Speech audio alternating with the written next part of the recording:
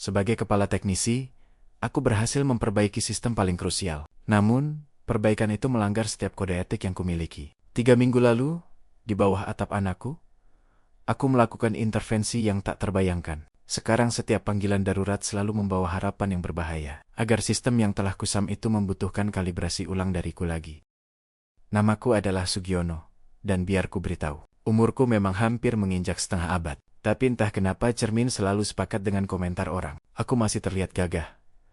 Setidaknya, begitulah yang mereka katakan. Aku seringkali tertawa sendiri, melihat betapa waktu seolah enggan menuaiku. Rambutku memang sudah diselingi uban di pelipis, dan kerutan halus mulai menghiasi sudut mataku saat aku tersenyum. Tapi postur tubuhku, hasil dari bertahun-tahun memanjat menara komunikasi dan merangkak di bawah mesin berat, masih tegak. Kalau ditanya soal energi, jauh melebihi sebagian anak muda di departemenku yang kerjanya hanya menatap monitor. Mungkin karena semangatku sebagai teknisi, selalu ada dorongan untuk memperbaiki, mengoptimalkan, dan tidak pernah membiarkan diri menjadi usang. Aku percaya, jiwa yang aktif akan selalu memancarkan kegagahan. Jabatan kepala teknisi di perusahaan besar, bukan sekadar duduk manis di ruang ber-AC. Ini adalah profesi yang menuntut intuisi, ketepatan, dan kecepatan bertindak. Aku harus siap sedia 24 jam menghadapi krisis sistem dimanapun itu terjadi. Hari ini aku bisa saja berada di pusat kota. Besok aku sudah harus naik perahu menyeberang pulau. Memperbaiki mesin, merawat sistem, dan memastikan semua berjalan optimal adalah rutinitasku. Memberiku kemampuan untuk menganalisis masalah dari luar hingga ke inti terdalam. Di mata orang pekerjaan ini mungkin melelahkan. Tapi bagiku, ini adalah seni memecahkan masalah. Rutinitas inilah yang membuatku terbiasa dengan lingkungan asing, dan cepat beradaptasi dengan kondisi yang mendadak berubah. 3 minggu yang lalu, sebuah tugas darurat melemparku ke kantor cabang yang lokasinya. Sebuah kebetulan manis yang jarang terjadi dalam jadwal dinasku yang padat. Tak jauh dari tempat tinggal anakku, Surya. Telepon berdering di tengah malam, kasus serius pada server utama kantor cabang yang krusial. Aku harus terbang pagi-pagi sekali. Namun ada sedikit keberuntungan di balik kesulitan itu. Kantor cabang ini terletak di pinggiran kota. Hanya berjarak 10 menit berkendara dari komplek perumahan Surya. Ini bukan hanya pekerjaan. Ini adalah bonus tak terduga. Kesempatan emas untuk bertemu keluarga yang selalu kurindukan di tengah kesibukan. Surya anakku langsung menawarkan ketika kami video call. Menginap saja di sini saja ya. Sudah lama kita tidak kumpul kan? Lagi pula lebih dekat ke kantor cabang. Menantuku Dewi pun menyambutku dengan wajah ceria dan senyum lebar yang selalu menghangatkan hati. Seolah akulah tamu yang paling dinantikan. Kamar tamu selalu siap ya. Denny pasti senang sekali nanti kakeknya datang. Kartika istriku tentu saja mengizinkan. Targetku hanya 3 hari. Paling lama 4. Tergantung seberapa parah kerusakan di kantor. Aku sudah membayangkan tawa dan kejahilan Dani, cucu laki-lakiku yang baru berusia 3 tahun. Semangat untuk menunaikan tugas dan kegembiraan keluarga bercampur jadi satu dalam hatiku.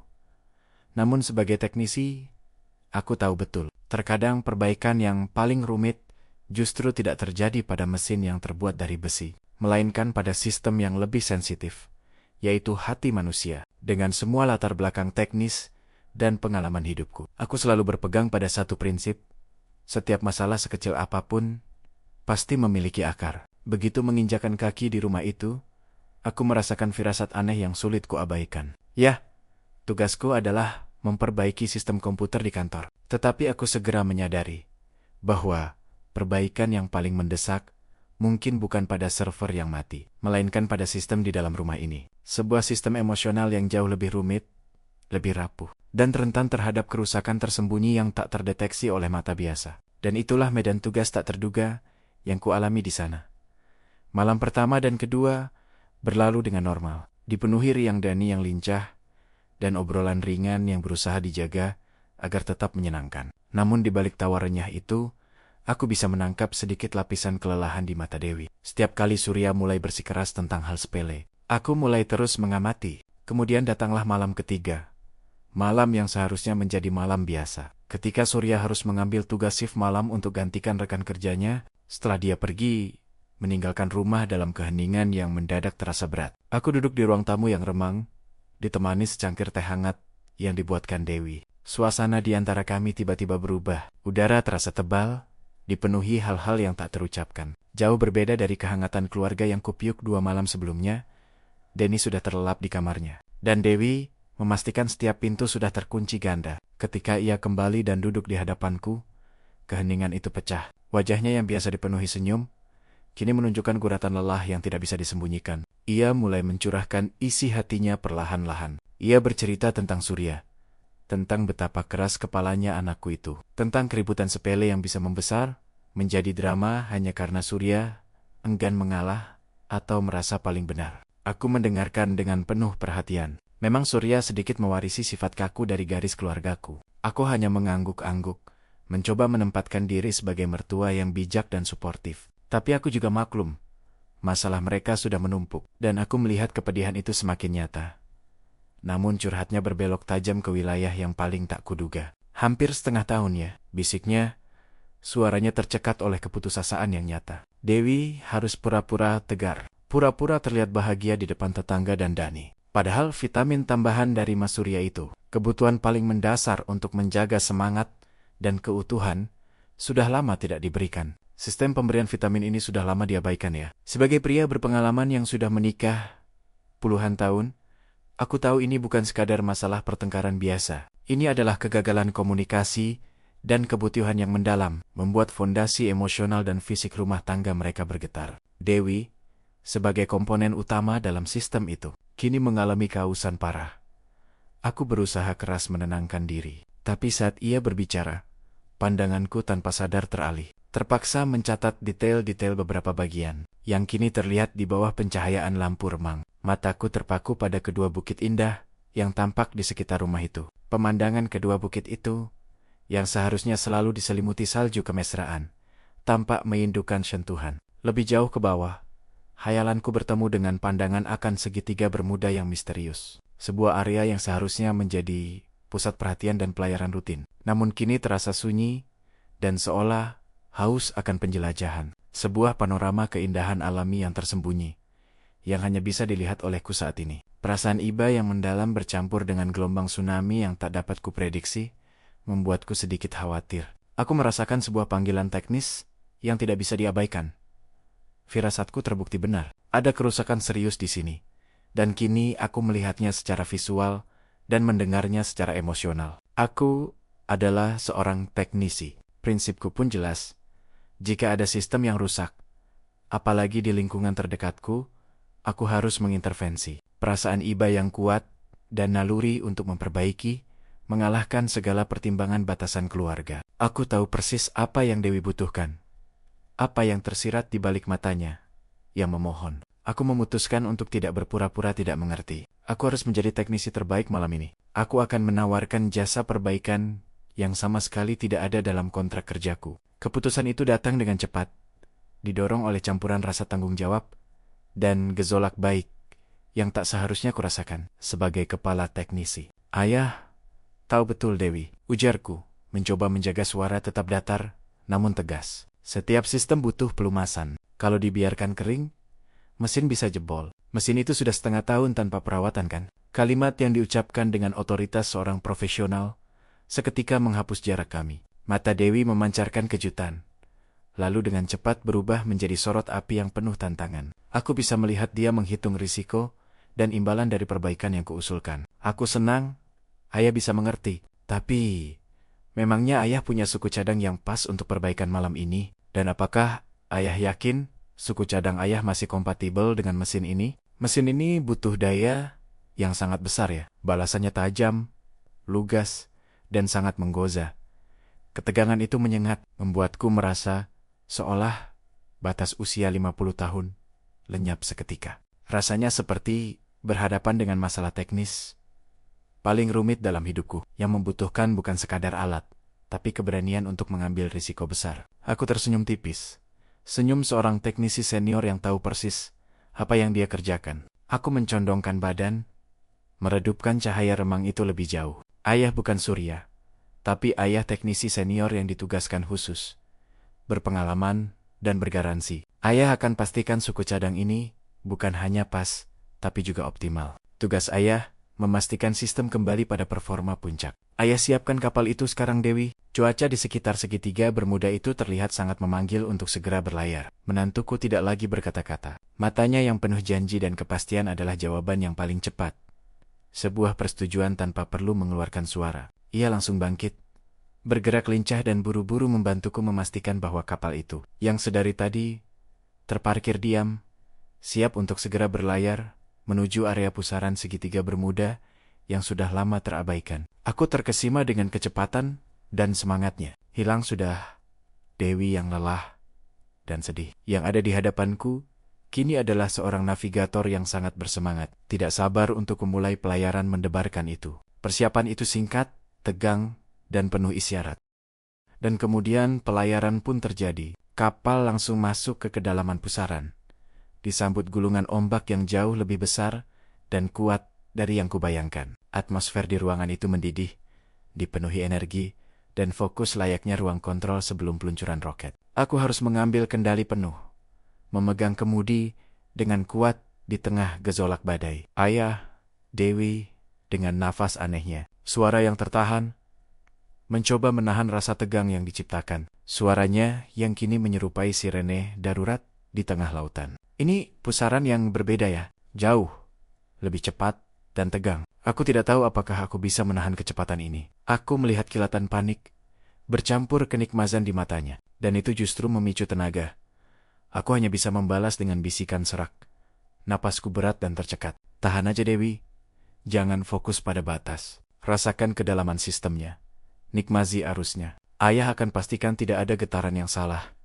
Kita perbaiki dari inti, dan ayah akan menjadi jangkar terbaikmu malam ini. Sekarang tunjukkan pada ayah di mana titik kerusakan terdalam itu. Hampir 25 menit, yang terasa seperti sekejap mata. Kapal itu keluar masuk pusaran, memperbaiki setiap baut yang longgar, dan mengisi setiap kekosongan dalam sistemnya. Sebagai teknisi, ini adalah momen kalibrasi paling ekstrem. Setiap tarikan napas, setiap tekanan, harus diukur dengan presisi sempurna, agar tidak merusak komponen itu. Dewi kini beroperasi di putaran maksimal, melepaskan semua tekanan yang terpendam selama 6 bulan. Gelombang energi yang ia hasilkan sungguh luar biasa. Sebuah fusi antara kebutuhan fisik yang mendesak dan pelepasan emosional yang dalam. Selama seperempat jam itu, waktu dan status sosial seolah lenyap. Yang ada hanya dua jiwa yang saling terikat dalam upaya perbaikan mutlak. Menciptakan resonansi yang sungguh mendebarkan, layaknya menemukan kode rahasia yang membuka performa tersembunyi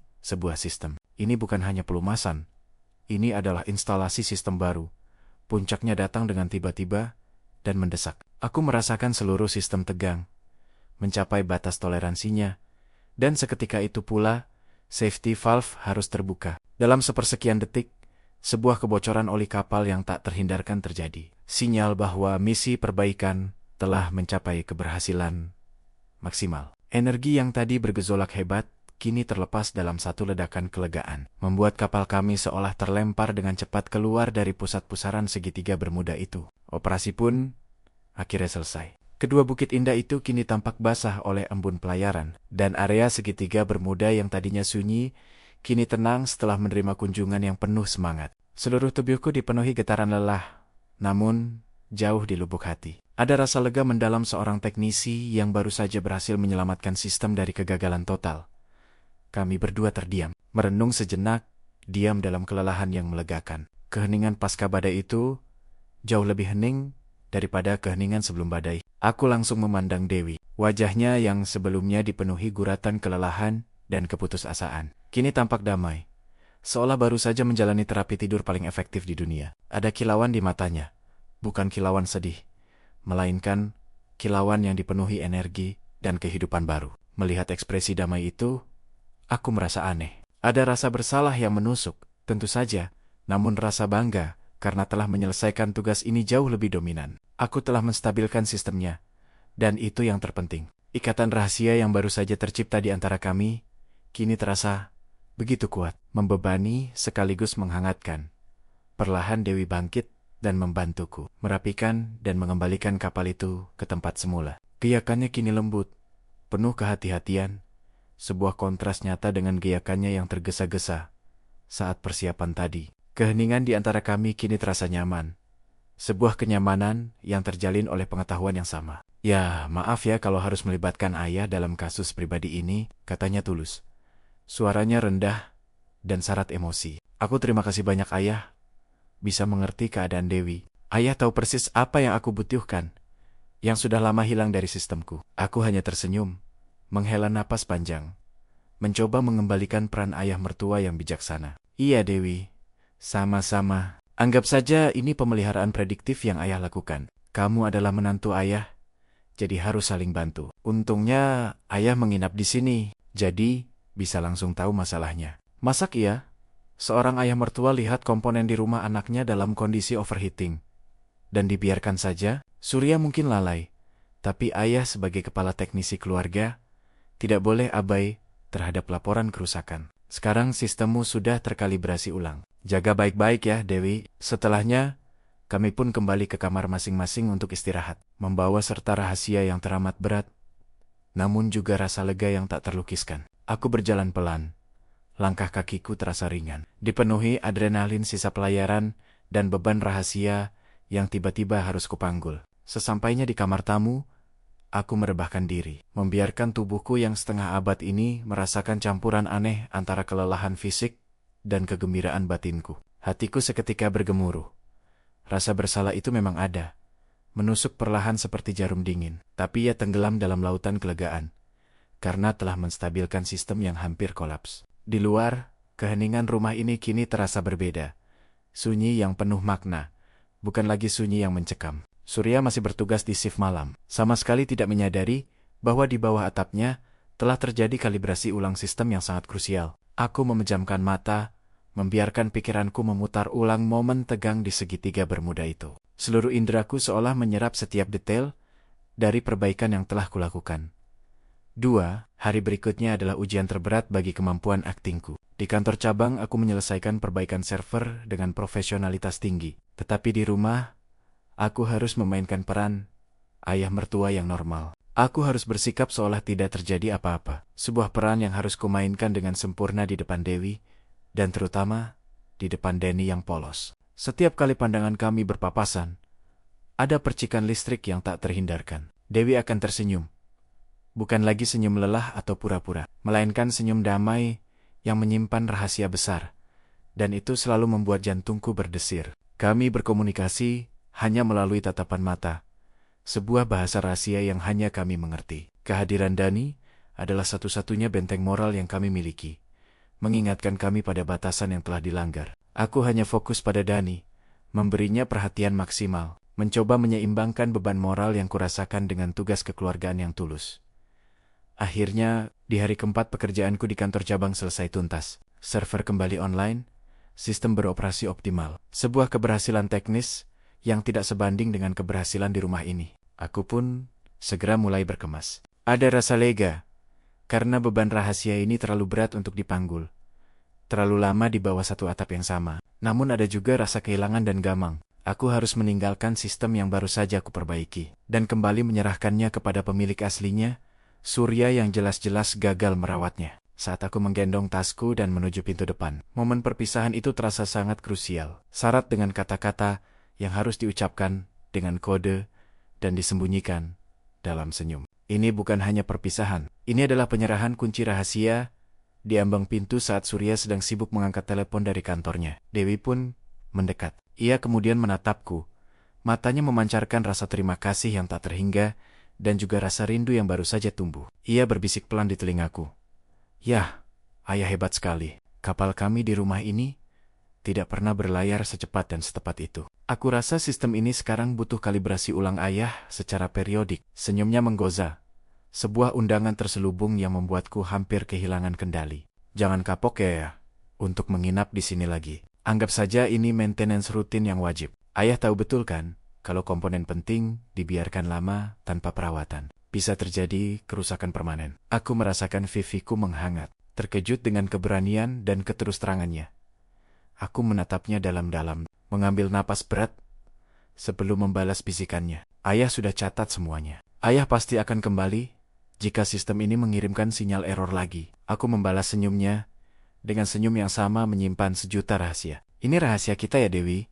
jangan sampai bocor ke Surya. Ia mengangguk, matanya tampak bersinar. Oh iya, salam juga buat Ibu Kartika. Nanti kapan-kapan, kalau Mas Surya libur, jenguk ayah dan ibu di sana deh. Aku hanya mengangguk, lalu bergegas pergi, meninggalkan rumah itu dengan hati yang campur aduk. 3 minggu lalu, sebuah pekerjaan teknis yang selesai dengan sempurna, namun melahirkan sebuah rahasia yang akan kubawa mati. Sebuah pelayaran yang tak akan pernah kulupakan. Dan kini setiap kali telepon dari kantor cabang berdering, entah kenapa hatiku selalu berharap ada error baru yang menuntut keberadaan kepala teknisi di sana.